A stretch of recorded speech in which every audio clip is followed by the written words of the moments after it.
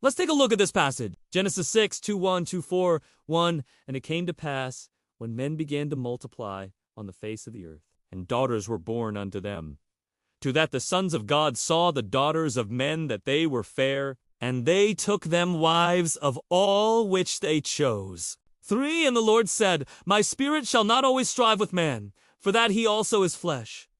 Yet his days shall be 120 years. For there were giants in the earth in those days. And also after that, when the sons of God came in unto the daughters of men, and they bare children to them. The same became mighty men, which were of old, men of renown. Now, this passage has a lot of mystery surrounding it. Who are the sons of God? What exactly is going on here? Let's break it down.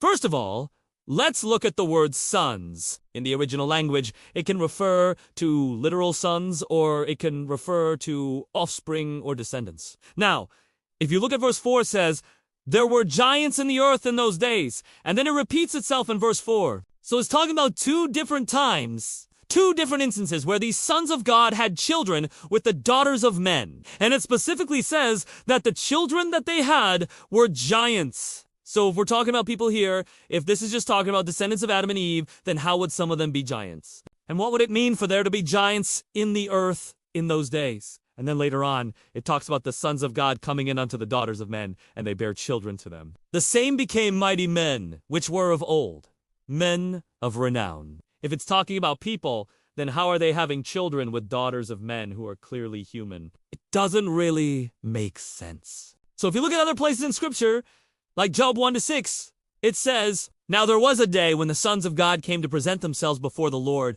and Satan came also among them. This shows us that the sons of God often refers to angelic beings. And if you look at Jude 1-6, it says, And the angels which kept not their first estate, but left their own habitation, he hath reserved in everlasting chains under darkness unto the judgment of the great day. Also, to Peter, 2-4, For if God spared not the angels that sinned, but cast them down to hell, and delivered them into chains of darkness, to be reserved unto judgment. These verses together paint the picture.